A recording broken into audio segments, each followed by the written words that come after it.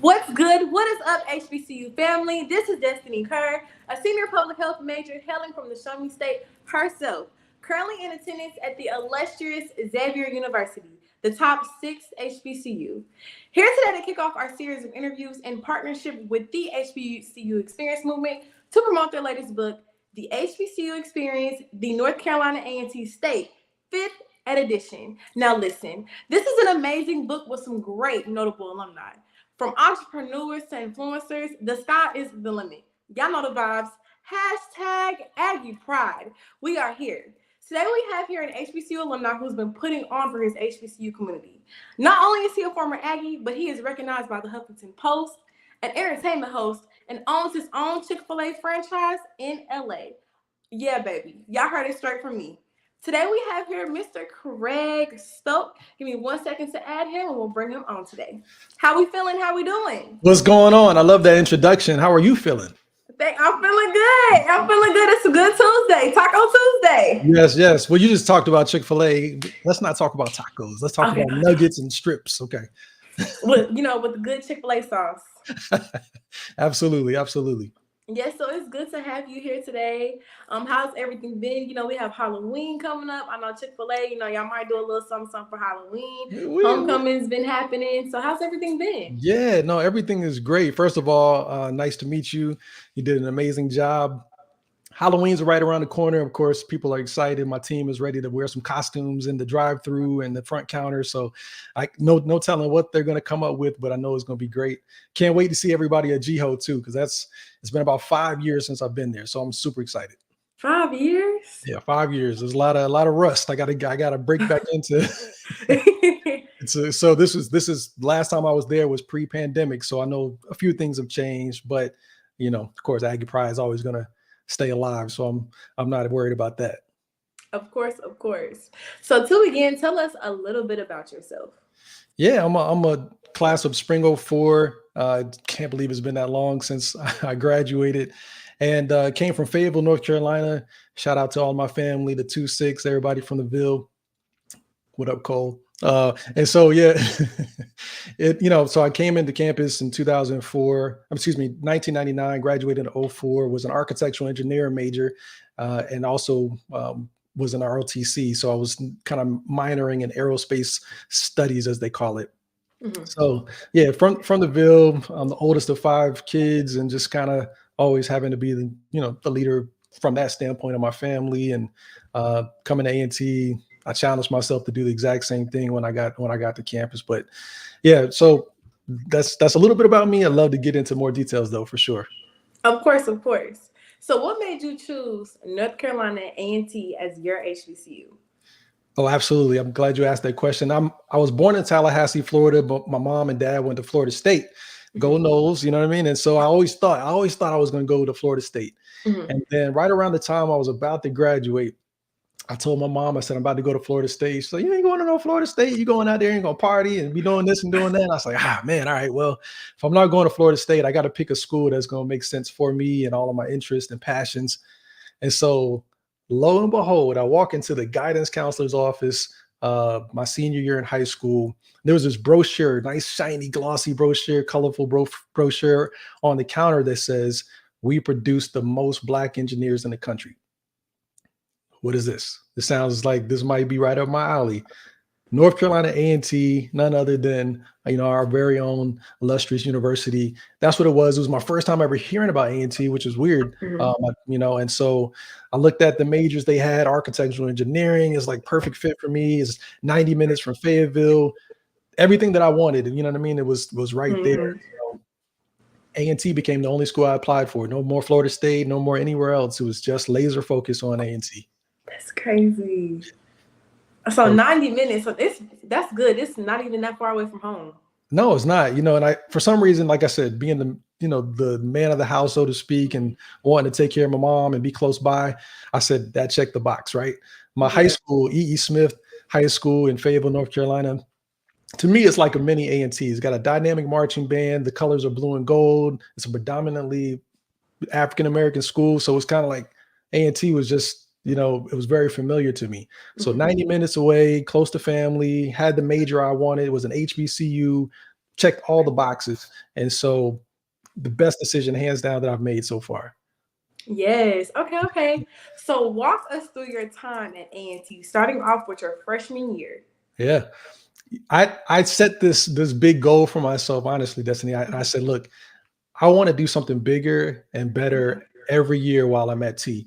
So when we got to summer orientation, we walking on campus. I'm trying to get, a feel for what I'm about to experience in college.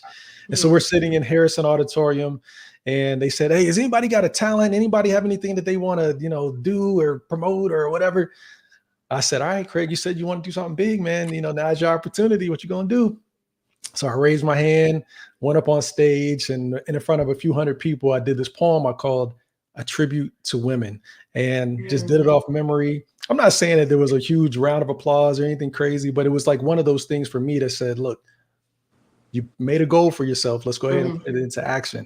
So each year I wanted to challenge myself. The first year, I was just all about getting my grades up as high as possible, because my mom said, Craig, it's going to be easier to keep them up versus trying to get it back up, right? So you know what I'm talking about, right? And so that was my goal, and I was able to get into like the Freshman Honor Society and all that. But sophomore year, I saw this notice that says, Mr. Aggie Pageant, come apply, come audition, come put your name in the hat to be a part of, this pageant. Basically, it's the Mr. A&T pageant. I'm like, I'm only a sophomore, Is it too early? Should I try it? Whatever. Did it, put my name in the hat, and end up winning that pageant. So all of a sudden, as a sophomore, now I'm the male representative of the campus, and so there was like, all right, another push towards becoming everything I wanted to be. Oh, freshman year, I got to shout out everybody that ever came to my dorm room and paid $5 for a haircut, because I had a haircutting business on my dorm. I used to have this like dry erase board where people could write their name and kind of sign up to get a haircut by me, which was perfect because Domino's Pizza guy. Smart entrepreneuring. What I'm saying? $5, I ain't have to make no change, just $5 bills. And so the Domino's Pizza guy and Andy from Grand China, the Chinese restaurant, would always come to our dorm with $5 pizzas and $5 like boxes of like fried rice and all that good stuff. So my haircutting business paid for my meals. That way I didn't waste away and have my ribs showing. But thankfully I was able to do that. And then sophomore year, Mr. Aggie. My junior year, we have like, I don't know, Xavier, if you have like hometown clubs, like, wherever you're from. Like DMV club. Yeah, like that, exactly. Yeah, like down south Aggie Club, the Georgia Aggie Club, New York, New Jersey. We had a Fayetteville Aggie Club, but I didn't want it to just be a club. I said, well, how do we make this an organization, something that does good, but also has a good time? And so I called it the Fayetteville Aggies on the Move, or FAM, the FAM for short. Unfortunately, I had one of my best friends from Fayetteville that got killed while we were in college, and he was 20 years old. And so I did a scholarship for him. We did a campus-wide cleanup. We were doing lunch buddies and doing a lot of cool things like that. So giving back, having a good time, check that box. And then my senior year, my junior year, I was also on the radio. So shout out to Terrence J, who was one of my classmates. And I said, yo, TJ, how do I get on the radio? Put me in contact. He put me in contact with the right people. Shout out to Rob Swinger. Shout out to D. Cherie. Shout out to Tony Wellborn at WNAA 90.1, the Big 90. Let's go. Cody, what's up? He was my mentor. They got me on the radio, got me on the street team. I got a chance to meet like Faith Evans, a lot of cool people that came to campus. And then my senior year, I was like, you know what? I'm hearing about this organization called A5A, Alpha Phi Alpha 1906. And I started seeing some of my classmates who pledged. I'm like, man, this is feeling really like something I want to do. Found out Martin Luther King was a member of the fraternity. I said, yep, this is the one for me. So I pledged Alpha Phi Alpha, the Beta Epsilon period chapter. And, then I graduated, got my commission in the Air Force, became a second lieutenant. And throughout that process, I also got a chance to star on my first independent film. So it was like, now I'm doing business. I'm launching clothing lines on campus. I'm in ROTC, so I got the military track. And then I also had the entertainment thing. So coming out of college, I was living three parallel lives, if you will, which was the launching point for everything I would do afterwards. Okay. So real quick, Yeah. what about your senior year? My senior year, and oh yeah, so my senior year, so that was all about the film that I did. It was all about my clothing line. It was called Cool Classics, and so Lacoste has the alligator, Polo has the man on a polo horse. I had a little polar bear for Cool Classics. That was the launch of that brand, which was super dope. Thanks to everybody that supported, and then of course, like I said, I got my commission in the Air Force, and so just kind of tied up some loose ends there. Okay. So out of all of your years, on campus, freshman year, sophomore year, junior year, senior year, what was your success year? Well, I would probably say 2001 was a big one for me, I think, because that was my junior year, more specifically. Met my wife, my beautiful wife, Dree, and I remember walking into class and I saw her for the first time. I'm like, who is this girl? Never seen her before. I said, Okay, HBCU love you know what I'm story. saying? You know what I'm saying? I said, what's going on, girl? I said, so I had to find a, empty seat next to her and find every reason I could possibly find to talk to her and, you know what I mean? Walk her to her car and blah, blah, blah. But, 2001 was that year, that junior year, because it was so important, because meeting her, launching, kind of like my ideas for business, being able to share that with her and see how supportive she was at that time, and it still is. But it just gave me a chance to realize, okay, I got a lot of great big dreams ahead, but I have somebody that's right here with me, that's going to be there with me, every step of the way. So that was, I would say that was really a really big year for me. And then of course I finished it off with the film and the clothing line and Air Force ROTC. Shout out to wifey. Shout her out. Shout out to wifey. Absolutely. Yes. Much love. So you said you were living three parallel lives, graduating, we got the clothing brand and everything else going on. So How would you say like post grad went for you, like after? Yeah, post grad. I mean, I was able to go to grad school full time so I can get my MBA. I got married a year after that, so I got married young. I was 24 years old, so I was like, yeah, I told you, I knew she was the one. I might have been young, but I definitely knew she was the one. So shout out to that. And so without A&T, wouldn't have my beautiful wife. So, and then after that, like I said, I launched some more businesses while I was in grad school. And just kind of maintain those relationships with everybody from college, which is something I would say is really important for everybody that's listening. It's like, don't ever forget, just because you graduated doesn't mean you have to leave people behind, or that you don't reach back, that you don't, you know what I mean? Like it's really, really critical. And so just going back and visiting the people on campus, thanking them for everything they gave me, every opportunity, and just staying in touch, really. But after that, it was about what is next, right? I'm about to be out of school for real, out of grad school. We need to make some money. We need to take care of some things at the house. I'm married now, are we going to start a family? What are we going to do?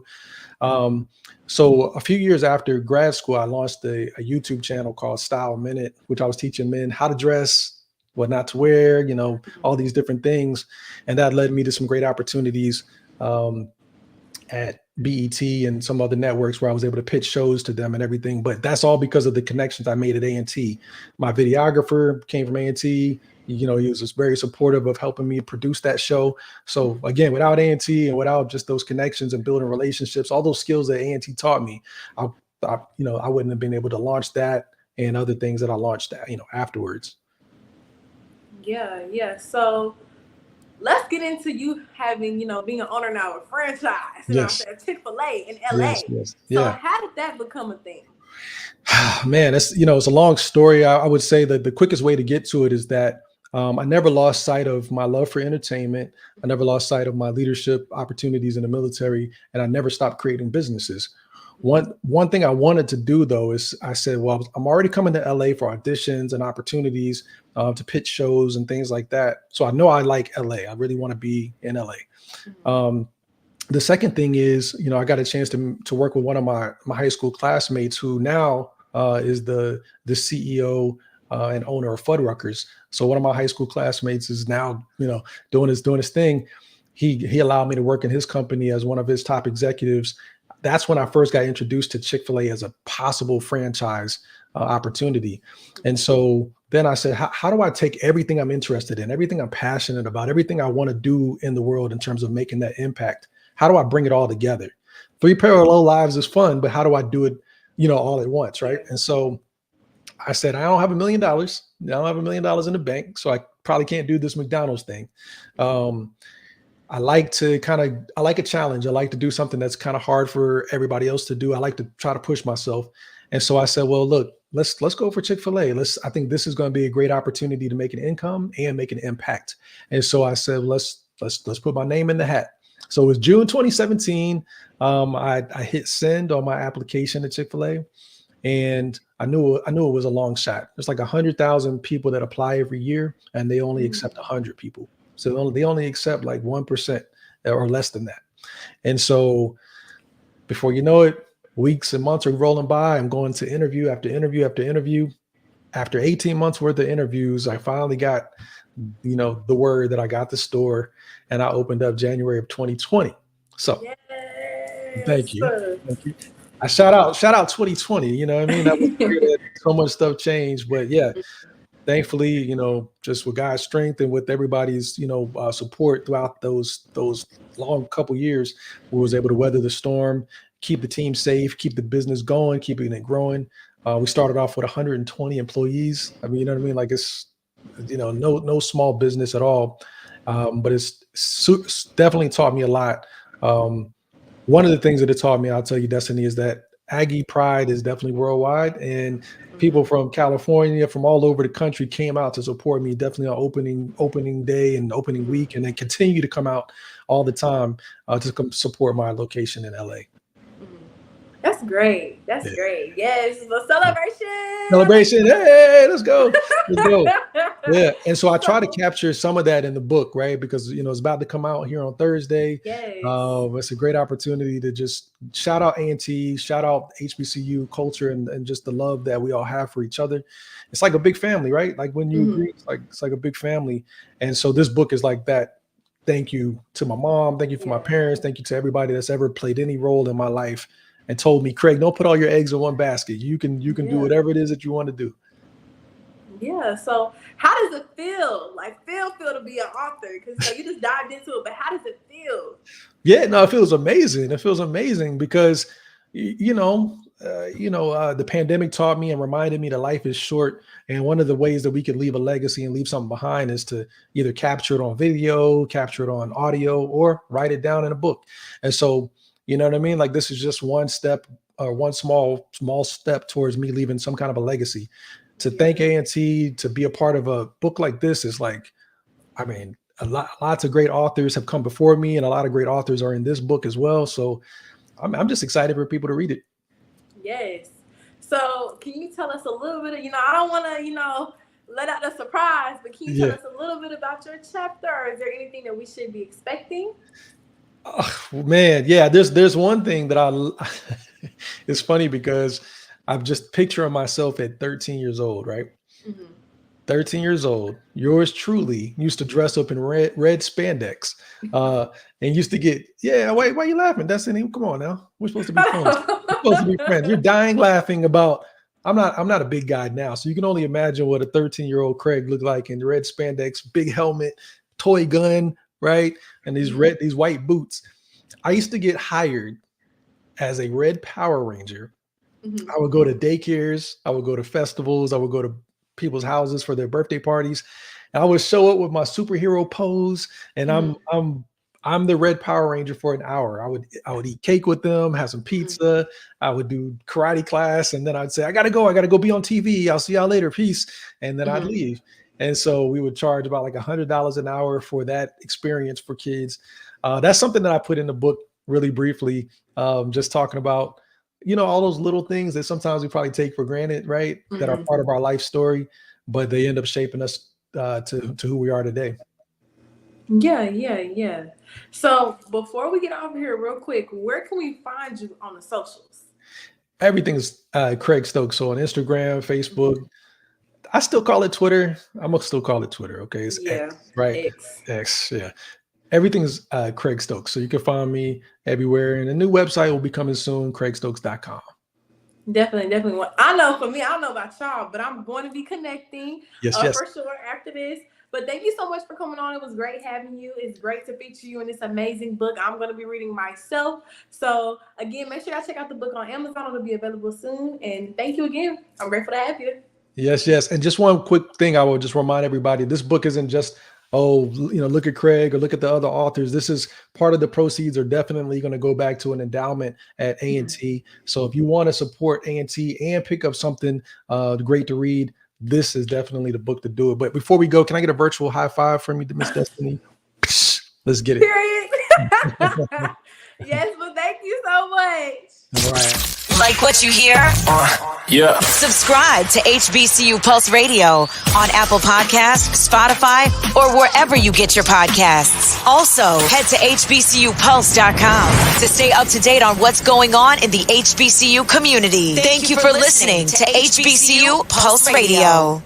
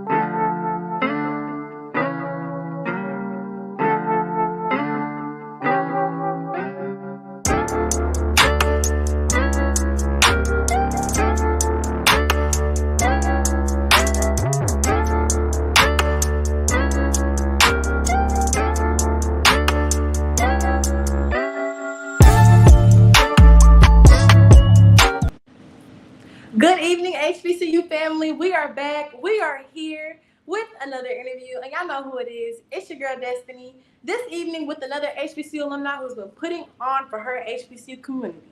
Not only is she a former Aggie, but has worked with top companies such as Microsoft, Dell, IBM. The sky is the limit. In addition to being her own CEO for her own bar mobile company, while working actively in her community. Today we have here Miss Maxine Alexander. How we feeling? How we doing today? Feeling good. How are you, Destiny?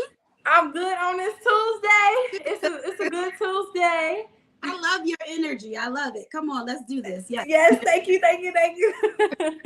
So yes, please tell us a little bit about yourself. All right. I am Maxine Max Alexander. I am originally from Philadelphia, Pennsylvania, currently residing in Charlotte, North Carolina.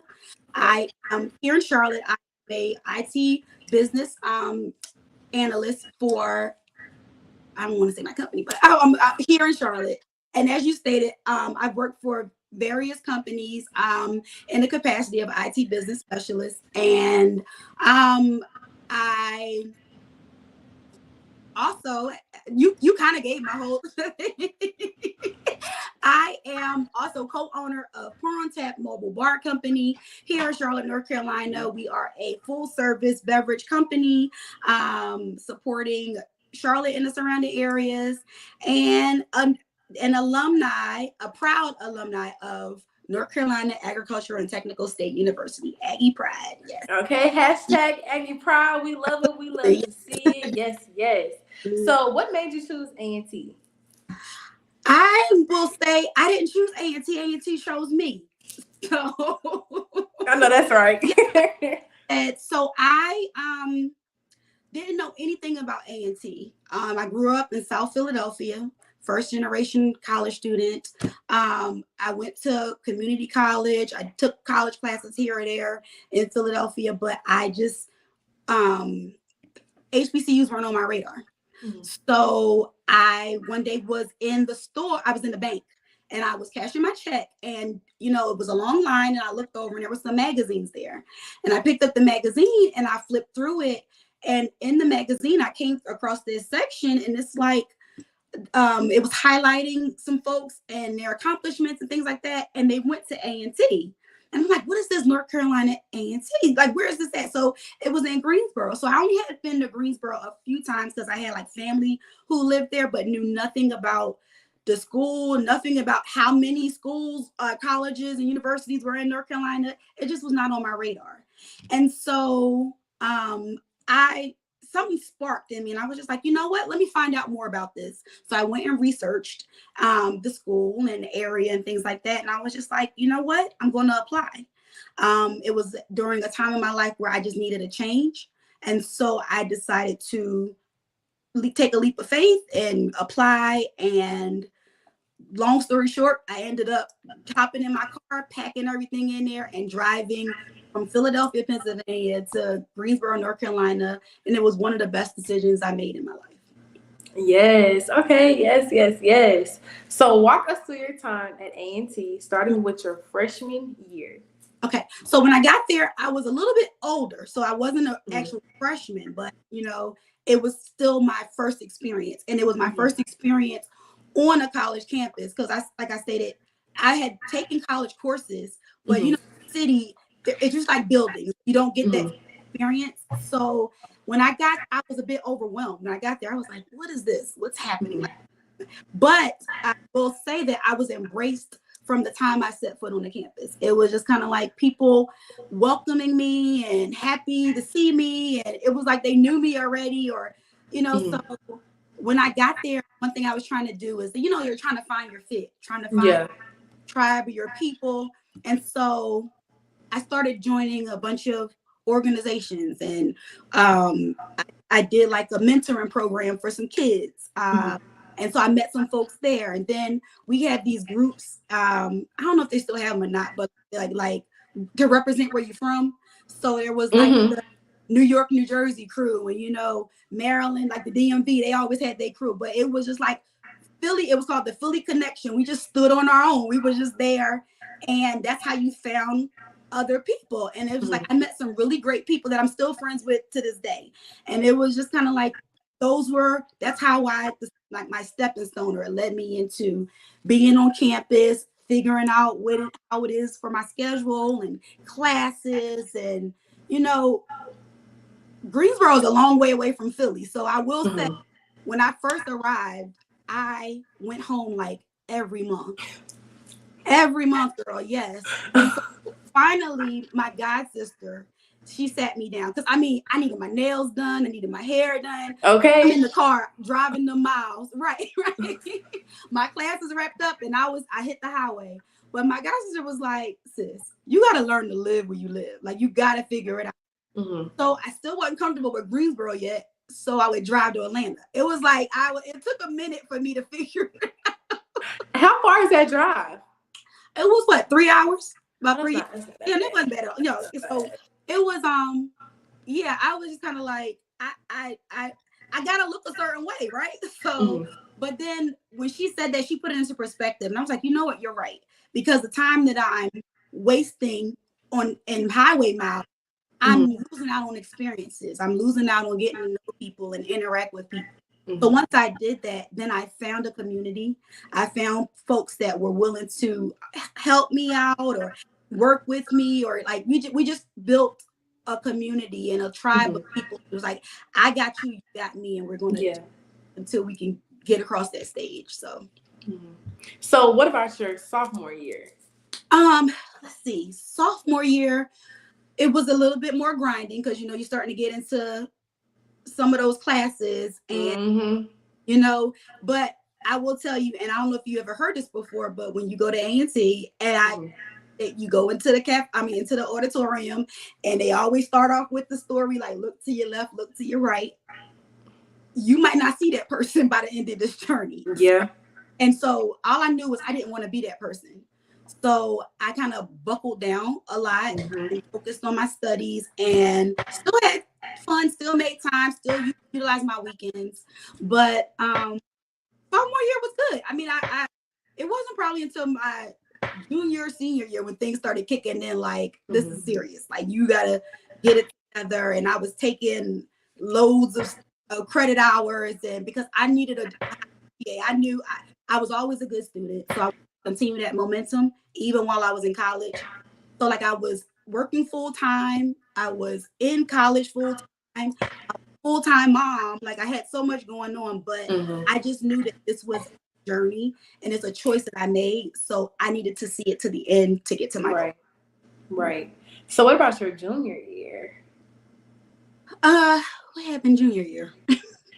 Oh, junior year. Well, I met my husband. I actually met him my first year, but I think my now husband, but we actually kind of made it official that we were a couple in my junior year.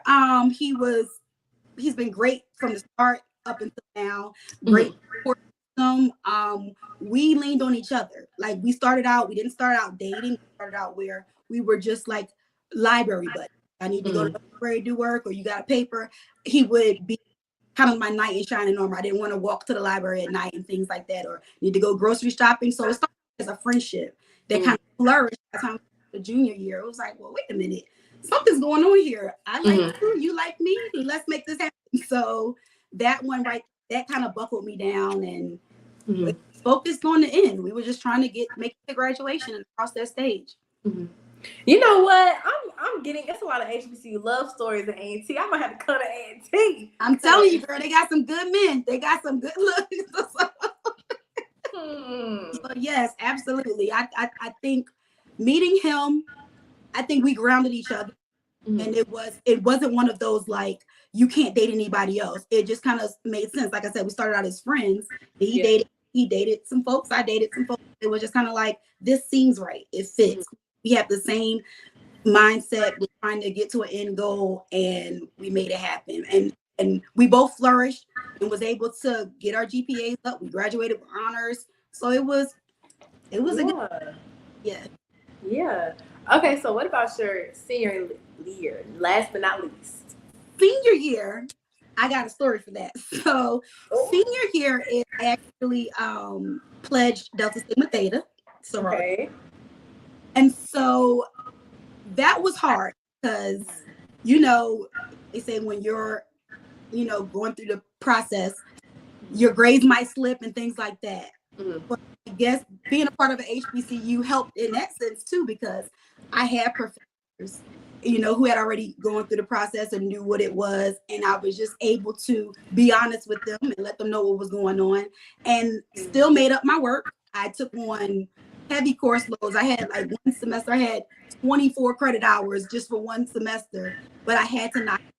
Girl, yes, I did. I don't know when I slept. I was up morning, noon, and it was working or doing something extracurricular, but it was that was a test or a challenge to myself that I was able to overcome. And I actually, that semester I had a 4.0 by the time the end of the semester happened. So I'm like, Okay, God is on my side, be with me, yes, carry me through this. And I made it to the, so yeah.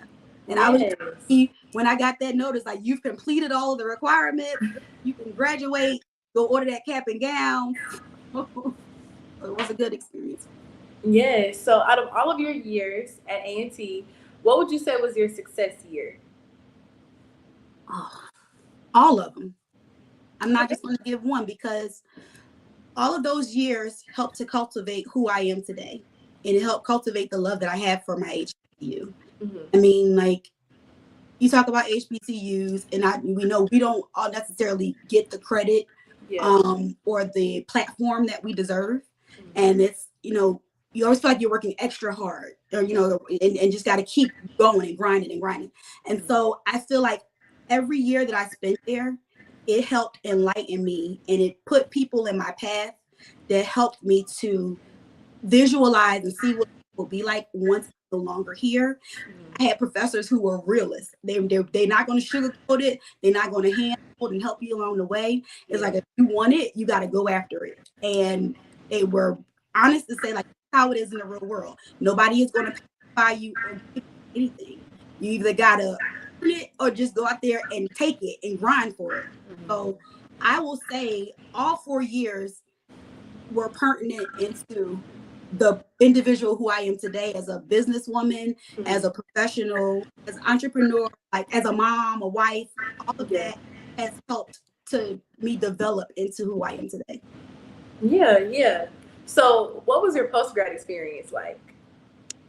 Post-grad, hard, because you miss that get up, that go, that you know, I got these classes and then my class is over, I can kind of chill to figure it out.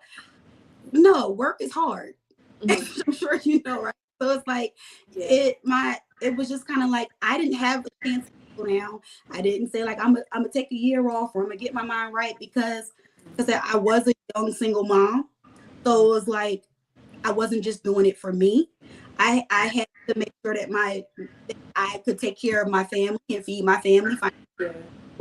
And so it was hard, because I knew, like, the same way I went into Greensboro, my first job out of college was back in Pennsylvania. So I had to take that trek back up north and kind of reacclimate myself to being in an environment, that grind. And it was, you know, had some bumps along the way. You know, some jobs, you say this is going to be my dream job, my career, and it didn't work out that way. But then you have to pivot or switch or change up and change your mentality. And to do it, and here we are 10, 15, I'm not going to say how many, but years later, right? And I'm still thriving. You know, it hasn't been a straight path, been a straight line, but I've been successful. And so I credit that to both my faith, and as well my family and friends, and going to A&T. Yes.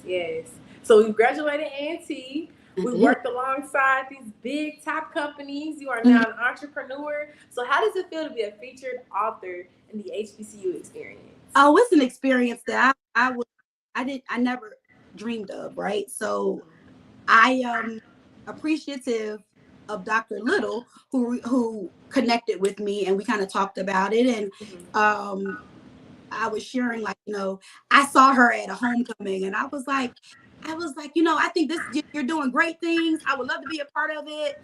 And I just, she went about, we laughed and joked, and then she went on her way and I went on my way.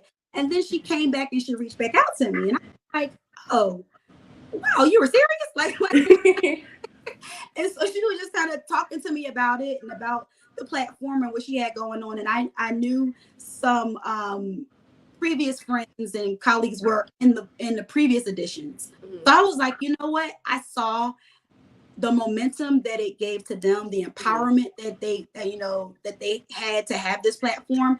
So I was just ecstatic when I was given the opportunity to even contribute. And I'm just hoping that when folks read the book and read all our chapters, especially mine, that they get a little bit of motivation, or they feel like they can do it. Like there's no limit on what they can accomplish. You might have setbacks, but it's a setup for a come up, right? It's like as long as you just keep moving forward, you'll be successful. Of course. So can you tell us a little bit of what we can expect from your chapter? Not taking away from the surprises, but what can we expect? So my chapter, like you said, without giving it away, it's not roses. It's not roses and flowers and everything was great. It's a little gritty. It kind of tells my story, but it tells it from like not your average college student, right? So like I started out as a first generation college student in my family. And my parents, I watched them grind and hustle and grow and together. And so my parents have been married for 53 years. And they still, 53 years, and they still have that love and adoration and admiration for each other. And you don't see one without seeing the other. They're always grinding. And so that's what I watched growing up. My parents were serial entrepreneurs, is how I call it. They owned the auto mechanic. My dad owned the auto mechanic shop. Mom was a cosmetologist. My dad went back to become a barber. They opened up two hair. It went from that to then they relocated. They opened up. My mom loves to cook, so they opened up like a barbecue restaurant in South Carolina when they retired. My mom still has her cosmetology license. She still does hair. My dad garage to like a little salon for them. So it's like they're still moving and growing. And it was just kind of like my story that, but it also talks about tragedy that I've experienced and how that tragedy helped me triumph and how I was able to move forward, and the support of my community that I met with my family and friends in Greensboro, as well as my A&T family, how that community held me together and lifted me up at times when I couldn't do it myself, when I just thought, I can't do this anymore. I want to go home. This is not for me. Like they said that, no, girl, you got it. Keep going. What do you need? How can we help? And that was from professors. That was the cafeteria lady, like people who wanted to see me just move forward and move ahead. And so I'm still grateful to all those people. So I'll be forever indebted, like, to the community and the folks at North Carolina A&T. Of course. So definitely thank you. I myself cannot wait to read your chapter, because I will definitely be tuning in. And to also say thank you for sharing your story, because somebody like me, it's definitely an inspiration to know that, you went from grinding and hustling in college and now you are where you're at. Thank you so much. I am forever grateful. For sure. Oh, well, thank you, Destiny. And thank you so much for allowing me to speak on your platform to your viewers. And hopefully I gave them a little bit of gems, or I learned a lot along the way. So being able to help one person, if one person hears the story and it motivates them to say that I can do it, then job well done. Right? Yes. So shout out to this is not my platform, but I'm a creator on my platform. So shout out to Mr. Randall Barnes. Yes, CEO of HBCU Post. Yes, sorry. No, it's okay. But real quick before we go, where can we find you at on socials if we want to connect? Absolutely. So my business page is pour-on-tap_mobile bar. And then my personal page is max_rep_repeat on IG. So pour on tap is social media platforms, pour-on-tap_mobile bar. Of course, of course. So thank you again. It was great having you. Y'all make sure y'all check out the chapter. Y'all don't want to miss this. And also make sure to, it's about to be on Amazon. So go ahead and get your funds ready, get everything together, and we will see you when we see you. Yes. Bye, guys. 26. Click the link and purchase that book. I'll be happy to sign it if I see you. And just let's keep pushing this forward. Let's keep putting people in the spotlight to show how they're doing great things as alumni of HBCU. So yes. Like what you hear? Yeah. Subscribe to HBCU Pulse Radio on Apple Podcasts, Spotify, or wherever you get your podcasts. Also, head to HBCUPulse.com to stay up to date on what's going on in the HBCU community. Thank you for listening to HBCU Pulse Radio. Like what you hear?